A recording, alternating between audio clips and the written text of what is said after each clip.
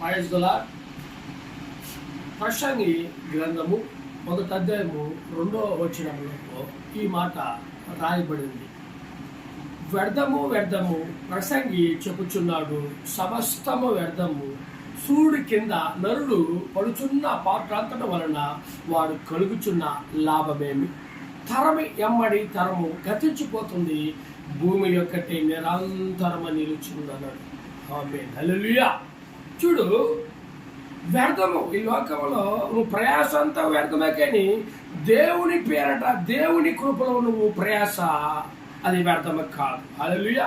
ఈ లోకంలో అనేక ధనము సంపాదించడానికి అనేక మంది అనేక రకాలుగా ప్రయాస పడుతుంటారు, కానీ వాళ్ళు తినే తిండుకు కూడా సరిగ్గా తినక ఏం చేస్తారంటే ఇంకా ధనము సమకూర్చుకోవాలనుకుంటారు, కానీ అన్నిటి మనం ఎత్తుకోపోలేం, అన్నిటిని విడిచిపెట్టాలి ఒకనాటికి. హల్లెలూయా. ఒకనాటికి ఇన్నెన్ని కూడా విడిచిపెట్టాలి, ఈ లోకము ఆశలంతా విడిచిపెట్టాలి, ఈ సమస్తము విడిచిపెట్టాలి. అందుకనే సొదొమ మహారాజు అంటున్నాడు, సూర్యుడి కింద నరుడు పడుచున్న పాటలంతటి వలన వాడు కలుగుచున్న లాభమేమి?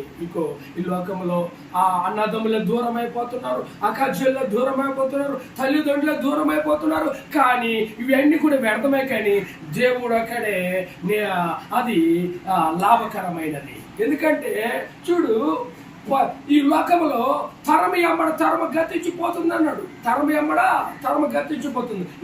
ఇప్పుడు సపోజ్ నేనున్నాను, ఇంక నా తరం అయిపోతుంది, నా పిల్లకాయలు వస్తారు, వాళ్ళ తరం అయిపోతుంది, వాళ్ళ పిల్లకాయలు వస్తారు.